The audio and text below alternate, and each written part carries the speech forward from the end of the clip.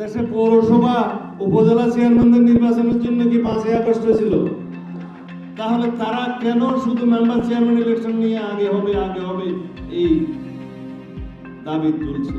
কাউকে অর্গানাইজ হতে দিতে চান বা অন্য কোনো উদ্দেশ্য থাকে, সেটা অন্য কথা।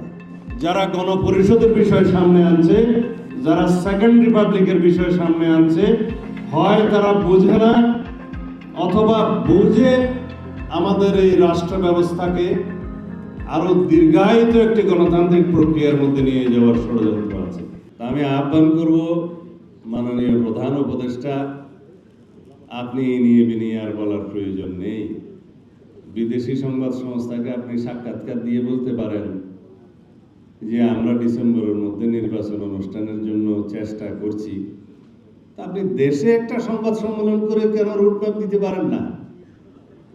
আপনি তো দেশে একটা সংবাদ সম্মেলন করে অফিসিয়ালি বলতে পারেন যে আমি এই তারিখের মধ্যে নির্বাচন অনুষ্ঠানের জন্য রুটম্যাপ ঘোষণা করছি। যদি আপনাদের সৎ উদ্দেশ্য থাকে, আশা করি সেই কাজটা করবেন। বাকি যে সংস্কার কমিশনগুলোর রিপোর্ট আমাদেরকে দিয়েছেন, সেগুলোর উপরে আমরা আপনাদের সাথে আলোচনা করব। আপনারা বলছেন জাতীয় ঐক্যমত্য কমিশন আপনার নেতৃত্বে হয়েছে, ওখানে আমরা যাব, একবার গিয়েছি, সেটা চলতে থাকবে। এই কাজ তো বন্ধ হবে না। সংস্কার 31 দফা আমরা প্রদান করেছি 2023 সালে বিএনপির পক্ষ থেকে আমাদের ভারপ্রাপ্ত চেয়ারম্যান জনাব তারেক রহমান। সেই সংস্কারের সাথে আপনাদের সংস্কার প্রস্তাবের খুব একটা বেশি অমিল নেই, কিন্তু যে সমস্ত বিষয়ে অমিল আছে সেগুলো নিয়ে কথা বলবো। বাট তাতে আপনি নির্বাচনের রোডম্যাপ ঘোষণার জন্য অপেক্ষা করতে হবে সেটা মনে হয় না। যদি আপনারা কাউকে সময় দিতে চান, কাউকে অর্গানাইজ হতে দিতে চান বা অন্য কোনো উদ্দেশ্য থাকে, সেটা অন্য কথা। যাই হোক, কালকে একটি রাজনৈতিক দলের শুভ সূচনা হয়েছে। আমরা আমাদের দলের পক্ষ থেকে যারা বিষয়ে গিয়েছিলেন, আমরা স্বাগতম জানিয়েছি। তার আগের দিন আমাদের বর্ধিত সভা থেকে, এখান থেকে আমি ওই তাদের নবযাত্রাকে স্বাগতম জানাই। কারণ বহুদলীয় গণতন্ত্রের প্রবক্তা তো আমাদের এই দলের প্রতিষ্ঠাতা মহান রাষ্ট্রপতি জিয়াউর রহমান। গণতন্ত্রের মাঠে শত ফুল ফুটবে, সেটাকে আমরা সবসময় স্বাগত জানাবো। তাদের একটি উদ্দেশ্য নিয়ে কথা বলতে চাই। আমি পত্রিকায় দেখলাম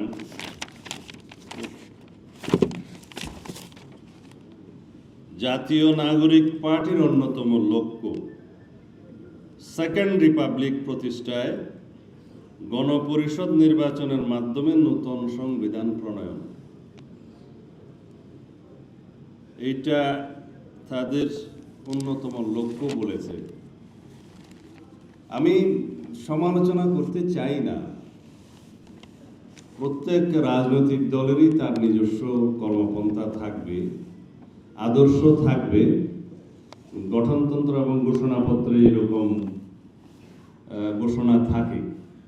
কেউ সমাজতন্ত্র চায়, কেউ অন্য কিছু চায়, কেউ হয়তো ধর্মভিত্তিক রাষ্ট্র প্রতিষ্ঠা করতে চায়। এরকম অনেক রকমের থাকে বিভিন্ন দলের রাজনৈতিক ঘোষণাপত্রে।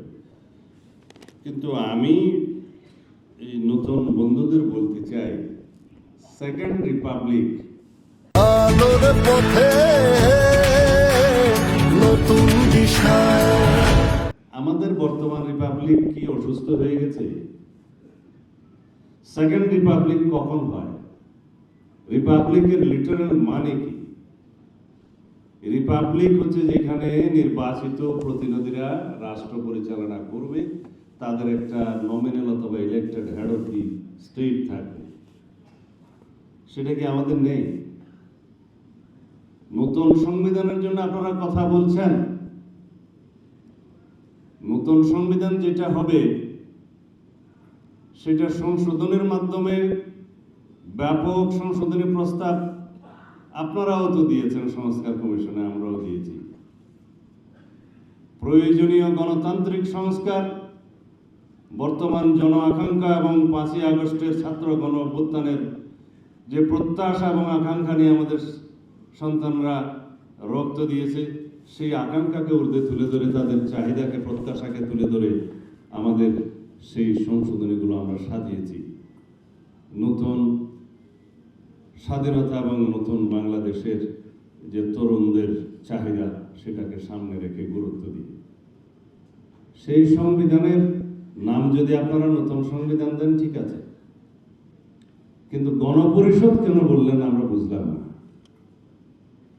গণপরিষদের ইংরেজি নাম হচ্ছে কনস্টিটিউয়েন্ট অ্যাসেম্বলি, আগে যেটাকে মানুষ বলতো MCA, member of constituent assembly.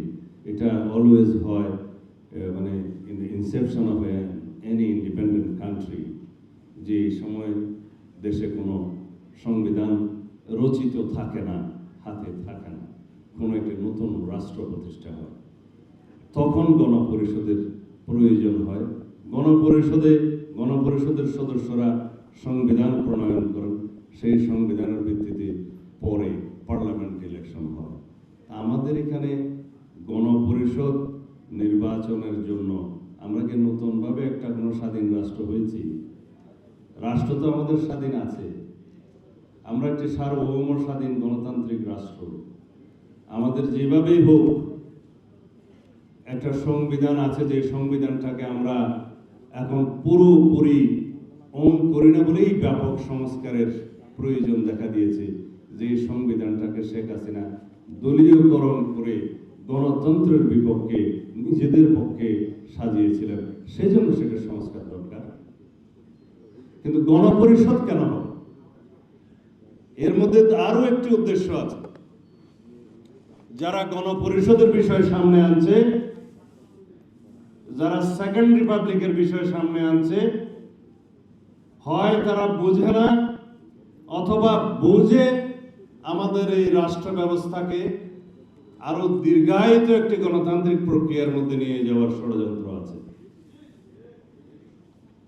যারা স্থানীয় সরকার নির্বাচনের কথা বলছে, আমি সবসময় শুনি মাঠে ঘাটে, বিফোর দি পার্লামেন্ট ইলেকশন, তাদের একটি মতলব আছে। কারণ 5ই আগস্টের ছাত্র গণ অভ্যুত্থান কি মেম্বার চেয়ারম্যান ইলেকশনের জন্য হয়েছিল?